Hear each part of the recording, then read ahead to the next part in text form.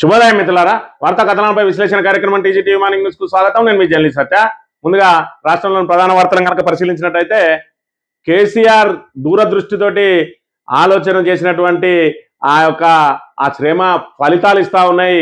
ఈ రోజున సిద్దిపేట నర్మెట్లో ఏదైతే ముఖ్యమంత్రి రేవంత్ రెడ్డి ప్రారంభోత్సవం చేయబోతున్నటువంటి ఆయిల్ ఫామ్ ఇండస్ట్రీ కేసీఆర్ కళల ప్రాజెక్టు మరి ఇక్కడ ఈరోజు ఏదైతే ప్రజలకు అందుబాటులోకి రాబోతా ఉన్నది. ప్రజలు ఏదైతే ఆ వరి ధాన్యాన్ని పండించడం పైనే దృష్టి పెట్టి ఏదైతే వరి ధాన్యాన్ని ప్రభుత్వం కొనుగోలు చేస్తే తప్ప బహిరంగ మార్కెట్లో అమ్ముకోలేని పరిస్థితి ఉన్నటువంటి ఆ వరికి బదులు మనం వాణిజ్య పంటల వైపు వెళ్ళినట్టయి ఉంటే ఖచ్చితంగా రైతులు కూడా మరి ఏదైతే అరాకొర సంపాదన కాకుండా మరి ఇక్కడ ఏదైతే చేతి నిండా సంపాదించుకుంటే అవకాశం ఉంటుంది అని చెప్పి ఆ రోజున ఏదైతే పామ్ ఆయిల్ కొరత ఏ విధంగా ఉన్నది, మరి ఇక్కడ ఇతర దేశాల నుంచి మనం ఏ విధంగా దిగుమతి చేసుకుంటా ఉన్నాం, ఆయిల్ ఫాము ఏదైతే చెట్లు కనుక పెట్టుకున్నట్టయితే ఆ తోటలు కనుక పెట్టుకున్నట్టయితే దాని మీద వచ్చే ఆదాయం ఒక 3 సంవత్సరాల పాటు మరి ఇక్కడ వాటిని పెంచుకున్న తర్వాత ఇక క్రమంగా అది ప్రతి 3 నెలలకు ఒకసారి ఏ విధంగా పంట చేతికి వస్తుంది అనేది ఆ రోజున రైతులందరినీ చైతన్యపరిచి సుమారు 2,90,000 ఎకరాల్లో మరి ఇక్కడ ఆయిల్ ఫామ్ తోటలను సాగు చేయించి ఈ రోజున ఆయిల్ ఫామ్ ఇండస్ట్రీ ఏదైతే రంగానికి మరి ఇక్కడ పునాది వేసిండు కేసీఆర్. ఆ పునాది ఫలితాలు నేడు మరి ఇక్కడ రైతాంగం అందుకోబోతా ఉన్నది. ఇవాళ ఆయిల్ ఫామ్ దేశవ్యాప్తంగా డిమాండ్ ఉన్నటువంటి పరిశ్రమ అది.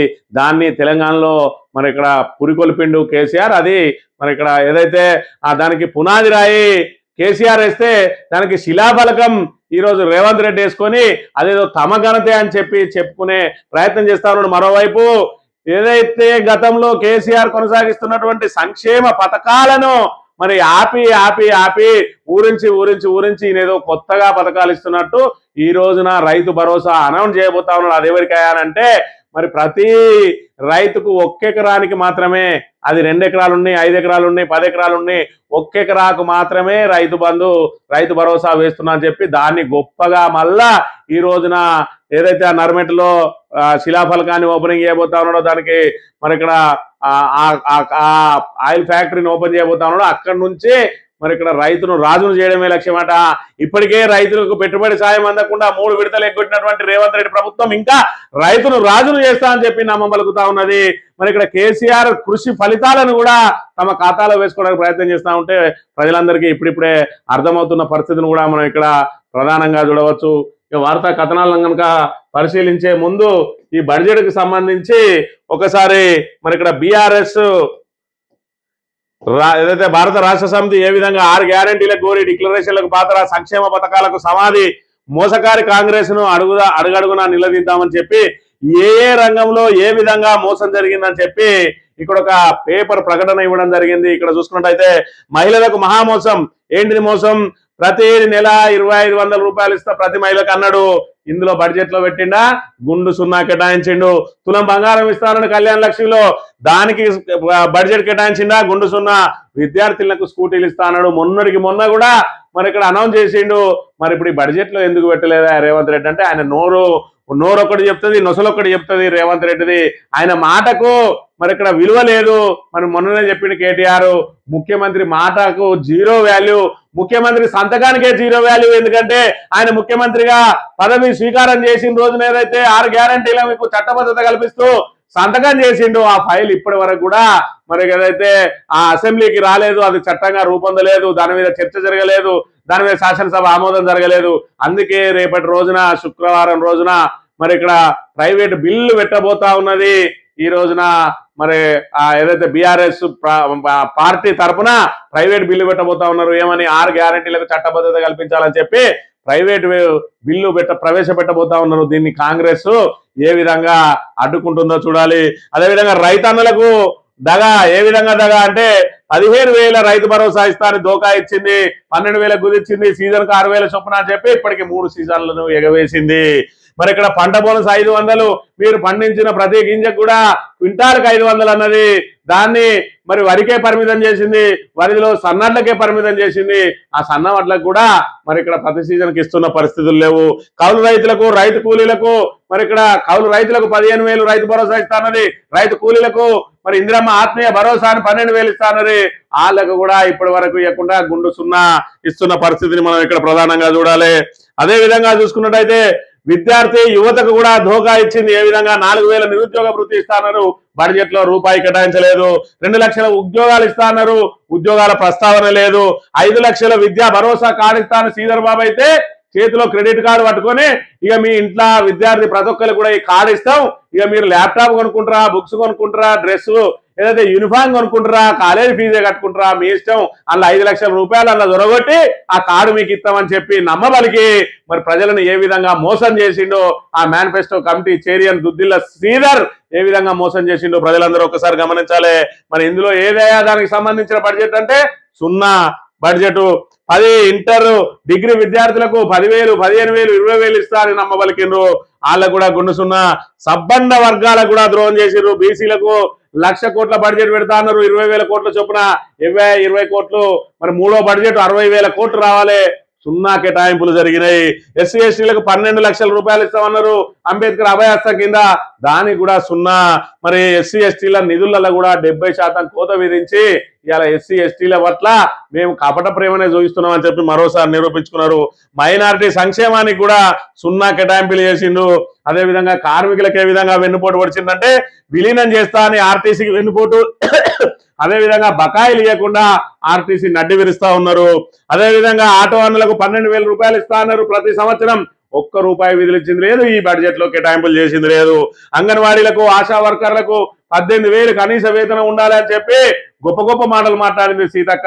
ఇవాళ వాళ్ళందరూ ధర్నాలు చేస్తుంటే ముఖం చాటేసి ఇది చాలదన్నట్టు ఏదైతే అంగన్వాడీ మరి వర్కర్లకు సంబంధించి కేంద్ర ప్రభుత్వం పోషణ్ అభియాన్ కింద దాన్ని నమోదు చేయడానికి సెల్ ఫోన్ల కోసం 54 కోట్లు ఇస్తే 24 కోట్లతోటి వాళ్ళకు సెల్ ఫోన్లు, అవుట్డేటెడ్ సెల్ ఫోన్లు కొనిచ్చి 30 కోట్లు దిగమింగ పోతా ఉన్నది సీతక్క అనే విషయాన్ని మనం ఇక్కడ గమనించాలి. ఈ రీతిలో ఉన్నది. మరి ఇక్కడ బడ్జెట్ కు సంబంధించి చూసుకున్నట్టయితే వార్తా కథనాలు కనుక చూసినట్టయితే కేసీఆర్ విజన్ ఆయిల్ ఫామ్ విప్లవం, నాటి BRS mission oil palm success, రైతుల స్థిరాదాయం పెంచేందుకు ప్రోత్సాహం, సాగునీటి లభ్యత, పక్క ప్రణాళిక ఫలితం 300 కోట్లతో సిద్ధమైన నర్మేట ఫ్యాక్టరీ, కేసీఆర్ చేసిన కృషిని తమ ఖాతాలో వేసుకునేందుకు కాంగ్రెస్ నేతల తాతహ. మరి ఇక్కడ ఆయిల్ ఫామ్ కు సంబంధించి చూసుకున్నట్టయితే ఆ రోజున కేసీఆర్ వాణిజ్య పంటల వైపు వెళ్ళండి, మీరు రైతులు అధిక ఆదాయం పొందే అవకాశం ఉంటది అని చెప్పిండు.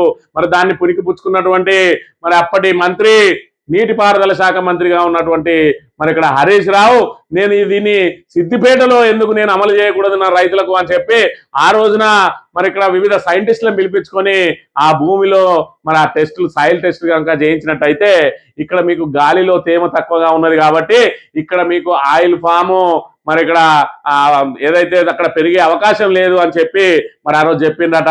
ఇవాళ కాళేశ్వరం ప్రాజెక్టు అనేది ఇవాళ ఆయిల్ ఫామ్ తోటలు పెరగడానికి కూడా ఏ విధంగా కారణమైందో ఒక్కసారి కనుక పరిశీలించినట్టయితే ఆ తర్వాత కాళేశ్వరం ప్రాజెక్టు రూపకల్పన జరిగి ఆల్రెడీ కాళేశ్వరం ప్రాజెక్టు పూర్తయిన తర్వాత 2021లో హరీష్ రావు మళ్ళీ వాళ్ళని పిలిపిస్తే ఆ చుట్టుపక్కల మల్లన్న సాగర్, కొండపోచమ్మ సాగర్, అదే విధంగా అనేక రిజర్వాయర్లు, అదే విధంగా మిషన్ కాకతీయ చెరువుల ద్వారా భూగర్భ జలాలు మరి ఇక్కడ పెరిగిపోయి గాలిలో తేమ శాతం పెరిగింది. ఆ తర్వాత వచ్చిన సైంటిస్టులు అక్కడ చూసి ఇప్పుడు ఖచ్చితంగా మీరు ఆయిల్ ఫామ్లు పెట్టుకోవడానికి అనుకూలంగా ఉన్నాయి భూములు అని అంటే ఇవాళ సిద్దిపేట యావత్ రాష్ట్రానికి ఆదర్శంగా నిలవబోతా ఉన్నది. అక్కడ ఆయిల్ ఫామ్లు పెరగడానికి ప్రధాన కారణం ఏమైంది? కాళేశ్వరం ప్రాజెక్ట్ అయింది. ఇవాళ కాళేశ్వరం ప్రాజెక్ట్ ను ఎండబెట్టి రైతులను నట్టేట ముంచుతున్నటువంటి కాంగ్రెస్ ప్రభుత్వానికి రైతుల శాపం దాకి ఖచ్చితంగా ఆ పాపంలో భాగం పంచుకుంటున్న శ్రీధర్ బాబు, అదే విధంగా బట్టి విక్రమార్క, ఉత్తమ్ కుమార్ రెడ్డి, రేవంత్ రెడ్డి వాళ్ళ మంత్రివర్గం అంతా కూడా ఖచ్చితంగా మరి మట్టి కొట్టుకొని పోతారు. రాబోయే ఎన్నికలలో వాళ్ళను ఖచ్చితంగా ప్రజలు ఓడించి తీరుతారు. ఇలా రైతుల కంట కన్నీరు పెట్టిస్తా ఉన్నారు. మరి ఎద్దేడిసిన వ్యవసాయం, రైతేడిసిన రాజ్యం మన బాగుపడ్డాడు చరిత్రలో లేదని చెప్పి మరి రైతును రాజును చేయడమే లక్ష్యంగా ఆ రోజు రైతు బంధు, రైతు బీమా లాంటి పథకాలను ప్రవేశపెట్టి 24 అవర్స్ కరెంట్ ఇచ్చి ఉచిత విద్యుత్ ఇచ్చి మరి భూగర్భ జలాలను పెంచి కాళేశ్వరం ప్రాజెక్టు ద్వారా మరి విస్తారంగా సాగునీరును అందుబాటులోకి తీసుకొని వచ్చి మన ఇక్కడ ఏదైతే భారతదేశంలోనే అత్యధికంగా వరి పండించే రాష్ట్రంగా మన ఇక్కడ తెలంగాణ రైతు రంగాన్ని నిలబెడితే ఇవాళ రైతులకు కనీస అవసరమైనటువంటి ఆ యూరియా బస్తాను కూడా అందించలేక వాళ్ళకు పెట్టుబడి సాయం అందియక ఇవాళ కరెంటు కోతలతోటి భూగర్భ జలాలు అడుగంటిపోతా ఉన్నాయి. ఇవాళ కాళేశ్వరం మీద కుట్రవన్నీ కక్షపూరితంగా కాళేశ్వరాన్ని ఎండబెట్టడం మూలంగా గేట్లు ఎత్తడం మూలంగా ఇలా మరి ఇక్కడ జీవనది లాంటి గోదావరి పూర్తిగా ఎండిపోయి ఉన్నది. దీని పాపం అంతా కూడా కాంగ్రెస్ దే.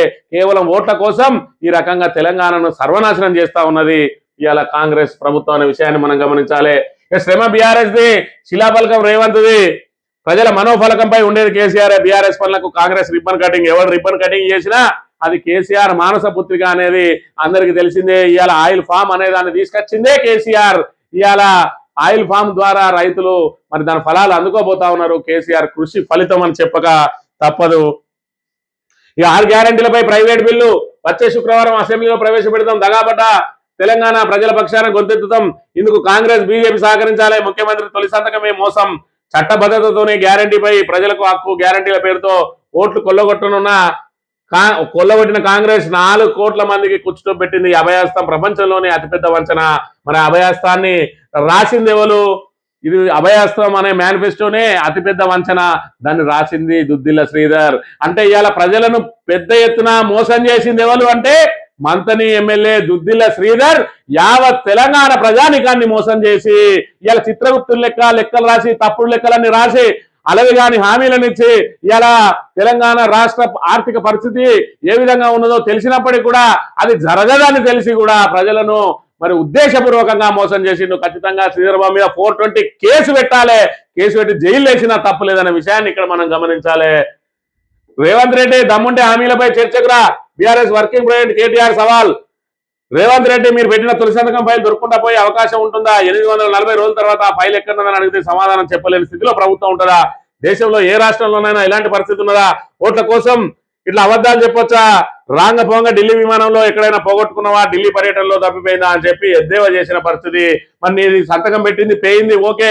నువ్వేదైతే తొలి గవర్నర్ ప్రసంగంలో కూడా చెప్పించినావు ఎల్బీ స్టేడియంలో అందరి ముందట అప్పాలకు పోయి సంతకం పెట్టినావు. 6 గ్యారెంటీలకు అమలు చేస్తామని చట్టబద్ధత కల్పించడానికి సంతకం పెట్టిన 840 రోజుల తర్వాత కూడా ఆ ఫైల్ దొరకలేదు.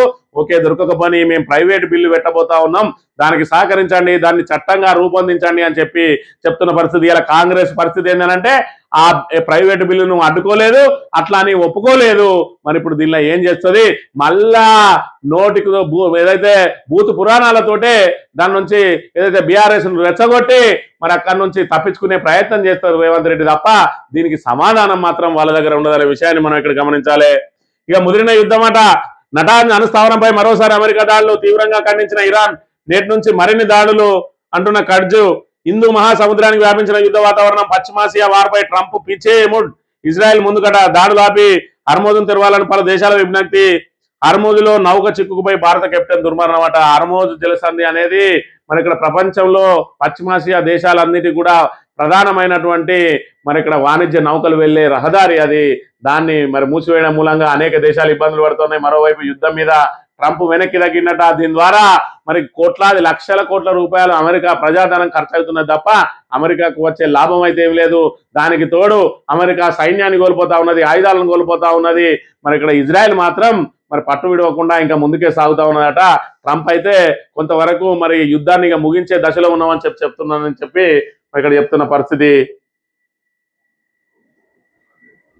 సాక్షి దినపత్రిక విషయానికి వస్తే ఇరాన్ దాడులట. డిగో గార్సియాపై 4000 కిలోమీటర్ల దూరంలో ఉన్న అమెరికా స్థావరం మీద కూడా మరి క్షిపణులతోటి దాడి చేస్తా ఉన్నది ఇరాన్. అంటే ఇన్ని రోజుల తర్వాత కూడా వాళ్ళ ముఖ్య నేతలు మరి సుప్రీం లీడరు ఖమేని చనిపోయిన తర్వాత, వాళ్ళ రక్షణ మంత్రి చనిపోయిన తర్వాత, ఆర్మీ చీఫ్ చనిపోయిన తర్వాత అయినా కూడా వాళ్ళ దాడులు ఆపుతలేరు, వాళ్ళు ఎక్కడ కూడా తలగుతలేరు అని అంటే ఇరాన్కు నిజంగానే సలాం కొట్టాలి. ఇక మార్గం ఉన్న మోక్షమేది. తెలంగాణలో 37 ఏళ్లుగా నలుగుతున్న సాదా బైనామాల సమస్య. భూభారత చట్టంతో పరిష్కార మార్గం లభించిన చాలా దరఖాస్తులు తిరస్కరణ. అమ్మిన వ్యక్తి అఫిడవిట్ ఇవ్వాలనే నిబంధనతో ఎదురవుతున్న అడ్డంకులు ఇక్కడనే ఉన్నది ప్రధానమైన అడ్డంకి. ఇవాళ ఏదైతే సాదా బైనామా ద్వారా కొన్న వాళ్లకు ఆ రోజున 20,000కో 30,000కో 10,000కో కొన్నది ఇవాళ 20 లక్షలు 30 లక్షలు అయింది భూమి. ఇవాళ అమ్మిన వ్యక్తి అఫిడవిట్ ఇవ్వంటే ఇయ్యడు. మరి ఇక్కడ కొన్న వ్యక్తి దాని మీద ఎప్పటి నుంచో కబ్జాలో ఉంటా ఉన్నాడు, దాన్ని సాగు చేసుకుంటా ఉన్నాడు. మరి దాని మీద ఆల్రెడీ వీళ్ళు ఒక ఎంఆర్ఓ స్థాయిలో విచారణ జరిపి చుట్టుపక్కల రైతుల దగ్గర నుంచి విచారణ జరిపి ఆయన దగ్గర ఉన్న కాగితాలను చూసి సాదా బైనామాకు ఆయన పట్టా చేస్తే అది పట్టాదారునికి లబ్ధి జరుగుతుంది. కానీ ఇవాళ ఆయన అఫిడవిట్ ఇవ్వాలంటే మరి 20 లక్షల భూమి నాకు 10 లక్షలు ఇవ్వాలని డిమాండ్లు చేస్తున్న పరిస్థితి. మరి దీని ద్వారా భూభారత్ ద్వారా మేము రైతులకు న్యాయం చేస్తామన్నారు. ఏం న్యాయం చేసింది కాంగ్రెస్ అనే విషయాన్ని కూడా మనం ఇక్కడ ప్రధానంగా గమనించాలి.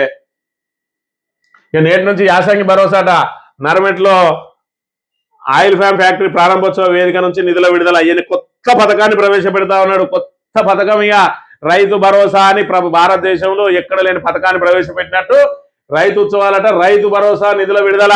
యథావిధిగా మరి డిసెంబర్లో రావాల్సిన రైతు భరోసా నిధులు ఇప్పటి వరకు కూడా విడుదల చేయకుండా ఇవాళ బీఆర్ఎస్ పదే పోరాటం చేసి ఇవాళ అసెంబ్లీలో ఎక్కడ నిలదీస్తుందో అని చెప్పి ఎకరానికి డబ్బులు కట్టి ఎకరాకు డబ్బులు వేసి తప్పించుకోవడం కోసం దాన్ని కూడా గొప్పలు చెప్పుకుంటూ ఇక ప్రకటనలు ఇచ్చుకుంటా ఉన్నది ఈ కాంగ్రెస్, ఈ పిఆర్ స్టంట్లు. మరి ఇలాంటి చేతగాని ముఖ్యమంత్రి గతంలో చూసుకున్నట్టయితే ఈ పథకాలను కేసీఆర్ ఒక రొటీన్ పథకాలు, సంక్షేమ పథకాలు అవి యథావిధిగా ప్రజలకు అందాల్సినయే, లబ్ధిదారులకు అందాల్సినయే, దాని గురించి మనకు ప్రచారం ఎందుకు అనుకున్నాడు. కానీ ఎగ్గొట్టి ఒక్కసారి వేసిన రేవంత్ రెడ్డి ఎంత ప్రచారం చేసుకుంటా ఉన్నాడో ఇక్కడ చూడండి. అంటే చేసేది తక్కువ, ఇక్కడ చెప్పుకునేది ఎక్కువ. మరి చేతగానోనికి మరి ఏదైతే దూకుడు ఎక్కువ అన్నట్టు మరి ఇక్కడ ఏదైతే మన దగ్గర సత్తా లేనప్పుడు ప్రచారం ఎక్కువ చేసుకోవాలి. ఎవడైతే మరి ఆ బలహీనుడు ఉంటాడో ఆ బలహీనుడు మాటలతోటే బలవంతునని చెప్పుకునే ప్రయత్నం చేస్తాడు. చేతులకు వచ్చినప్పటికి మాత్రం ఈ విధంగా ఉంటది. ఇలా కాంగ్రెస్ పరిస్థితి కూడా అదే విధంగా ఉన్నది. ఆంధ్రజ్యోతి విషయానికి వస్తే భద్రాచల ఆలయాభివృద్ధికి 300 కోట్లైనా వెచ్చిద్దాం. మంత్రులతో సీఎం రేవంత్ భేటీలో నిర్ణయం. దేవాదాయ శాఖ మాస్టర్ ప్లాన్ పై చర్చ. ఆలయాన్ని సుందరంగా తీర్చిదిద్దుతాడట. ఇలా పులిని చూసి నక్కవాత పెట్టుకున్నట్టు యాదాద్రి తరాలో నేను భద్రాద్రిని డెవలప్ చేస్తా అంటే అది దానికి చిత్తశుద్ధి ఉండాలి, దానికి ఒక ఏదైతే సంకల్పం ఉండాలి. మరి రేవంత్ రెడ్డి సంకల్పం ఇప్పుడే మాట్లాడతాడో గంటకే మాట్లాడతాడో తెలియదు. కాబట్టి ఆయన సంకల్పము ఏ విధంగా ఉంటుందో ప్రజలందరికీ కూడా తెలిసిన అంశమే. ఆయిల్ ఫామ్ రైతులకు కొండంత అండ. 62 ఎకరాల విస్తీర్ణంలో 300 కోట్లతో అత్యాధునిక టెక్నాలజీతో నర్మట ఫ్యాక్టరీ నిర్మాణం. గంటకు 30 టన్నుల గింజల క్రషింగ్ సామర్థ్యం. మంత్రి తుమ్మల చొరవతో 16 నెలల్లోనే నిర్మాణం. చెప్పుకోవడానికన్నా సిగ్గు శరం మానం ఉండాలి. ఇవాళ హరీష్ రావు అక్కడ నర్మెటలో ఆ ఫ్యాక్టరీని తీసుకొని వచ్చి దాన్ని అహరహం శ్రమించి ఇవాళ ఆ ఫ్యాక్టరీని నిలబెట్టిన ఘనత బీఆర్ఎస్ది, హరీష్ రావుది, కేసీఆర్ది. ఇవాళ ఆయిల్ ఫామ్ అనే మరి దాని ఉత్పత్తిని ఇవాళ పరిచయం చేసింది, తెలంగాణకు పరిచయం చేసింది కేసీఆర్. ఇవాళ ఏదైతే హరీష్ రావు కృషి ఫలితం ఇవాళ నర్మెటలో ఫ్యాక్టరీ దాన్ని తమ ఖాతాలో వేసుకోవాలనుకుంటాడు. ఇవాళ నిజంగానే గనక మరి ఇలా మంత్రి తుమ్మల చొరవతోటే 16 నెలల్లోనే అయినట్టు అయ్యి ఉంటే అది నర్మెటలో ఉండకపోవు, ఖమ్మంలో ఉండు. మరి ఈ చిన్న లాజిక్ ప్రజలకు తెలియదు అనుకుంటాడు రేవంత్ రెడ్డి అనే విషయాన్ని కూడా మనం చూడాలి. ఇక ఈనాడు దినపత్రిక విషయానికి వస్తే నగరం పరిగెడుతోంది, ప్రజా రవాణా పడుతులేస్తోంది. 9 ఏళ్లలో 500 తగ్గిన సిటీ బస్సులు, ఆదరణ కోల్పోతున్న ఎంఎంటీఎస్లు, పెరగని మెట్రో రైళ్ల ఫ్రీక్వెన్సీ కోచ్లట.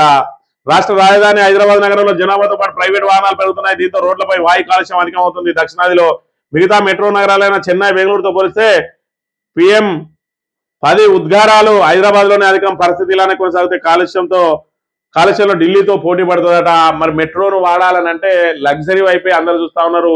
ప్రతి ఒక్కరు కూడా కార్లలోనే తిరగడం మూలంగా ఒక్క వ్యక్తి కారు పట్టుకొని తిరిగితే మరి ఇక్కడ ఎన్ని కార్లు అయితాయో ఒక్కసారి చూడాలి. ఒక ఉద్యోగి మరి ఆయన జాబ్కి వెళ్ళడానికి ఒక్కొక్క వ్యక్తి ఒక్కొక్క కారు పట్టుకొని పోవడం మూలంగా అధిక కాలుష్యం రిలీజ్ అవుతా ఉన్నది. ఢిల్లీ తోటి పోటీ పడే మరి పరిస్థితులు ఏర్పడతా ఉన్నాయని చెప్తున్న పరిస్థితి. ఇక ముగిస్తామని అమెరికా అంటే విరుచుకుపడతామని మరి ఇక్కడ ఇజ్రాయెల్ అంటా ఉన్నదట. ఇరాన్లోని నతాంజ్ అణుశుద్ధి కేంద్రంపై వైమానిక దాడులు. డిగో గార్సియాపై క్షిపణులు ప్రయోగించిన ఇరాన్ చమురుపై ఆంక్షలు ఎత్తేసిన అమెరికా. హార్మూజును తెరవండి 22 దేశాల విజ్ఞప్తి అట. మరి ఇక్కడ ఖచ్చితంగా హార్మూజు ఆ జలసంధి ఏదైతే ఉన్నదో దాని ద్వారా ఏదైతే నౌకలు ఆగిపోవడం మూలంగా ఇవాళ గ్యాస్ కొరత మరి తీవ్రంగా వేధిస్తా ఉన్నది. ఇవాళ మరి భారత్ లో అనేక హోటళ్లు మూతపడ్డాయి, అనేక రెస్టారెంట్లు మూతపడ్డాయి. మరి సామాన్యులు కూడా ఇబ్బందులు పడతా ఉన్న పరిస్థితిని అయితే మనం చూస్తూనే ఉన్నాం. వచ్చే నెలలో రాష్ట్రానికి ప్రధాని మోడీ. హైదరాబాద్ లో బహిరంగ సభ, వరంగల్లో కోచ్ ఫ్యాక్టరీతో పాటు పలు అభివృద్ధి పనుల ప్రారంభోత్సవం. కేంద్రం నిధులతో రాష్ట్రంలో చేపట్టిన పలు అభివృద్ధి కార్యక్రమాల ప్రారంభోత్సవాలకు శంకుస్థాపనలు చేయబోతా ఉన్నాడట. ఎందుకనంటే రాబోయే రోజులలో జిహెచ్ఎంసీ ఎన్నికలు వస్తానే బీజేపీ మళ్ళీ మేమేమో ఒకటి చేసినామని చెప్పుకోవాలి. కాబట్టి మరి బండి సంజయ్ లాంటి వాళ్ళు బండి పోతే బండితం, కారు పోతే కారుతం అని చెప్పుకోవడానికి మరి ఏదో ఒకటి ఉండాలి. కాబట్టి మళ్ళా ప్రధానమంత్రిని తీసుకొని వచ్చి ఇక్కడ ఒకటో రెండో శంకుస్థాపనలు చేయించి దాన్ని పెద్ద ఎత్తున ఊదరగొట్టి మళ్ళీ ఓట్లాడుకునే కార్యక్రమానికి తెరలేపబోతా ఉన్నది. నేను రైతు భరోసా నిధుల విడుదల ఏదైతే డిసెంబర్లో ఇవ్వాల్సిన రైతు భరోసా డిసెంబర్లు ఇయ్యలే, జనవరిలో ఇయ్యలే, ఫిబ్రవరిలో ఇయ్యలే, మార్చ్ ఎండింగ్ వచ్చింది. ఇవాళ 22వ తారీఖు ఇవాళ అనౌన్స్ చేస్తాడట. రేపటి నుంచి ఖాతాలు పడతాయట. అది కూడా ఓన్లీ ఎకరా వాళ్ళకే. మరి 2 ఎకరాలకు ఎప్పుడు ఇస్తావు, 3 ఎకరాలకు ఎప్పుడు ఇస్తావు, 4 ఎకరాలకు ఎప్పుడు ఇస్తావు అంటే 3 వారాల తర్వాత కొందరికి, మళ్ళీ ఏప్రిల్ చివరి వారంలో కొందరికి అట. అంటే ఇది మరి ఇక్కడ ఏదైతే కేవలం ఈ అసెంబ్లీ సమావేశాల నుంచి గట్టెక్కించుకోవడానికి చేసే ప్రయత్నమే ఇప్పటికే రైతులను రాజం చేసుడు కాదు, రైతులను రోడ్డు కీడ్చింది కాంగ్రెస్ ప్రభుత్వం అనే విషయాన్ని మనం ఇక్కడ గమనించాలి. కాంగ్రెస్ ను నమ్మితే నట్టేట మునుగుతామని చెప్పి మరి ఇక్కడ ఇప్పటికైనా ప్రజలు అర్థం చేసుకొని మరి కాంగ్రెస్ ను ఏ విధంగా బొందబెట్టాలో ఆలోచన చేయాలని విజ్ఞప్తి చేస్తూ ఇది ఈ రోజు morning news. Thank you very much.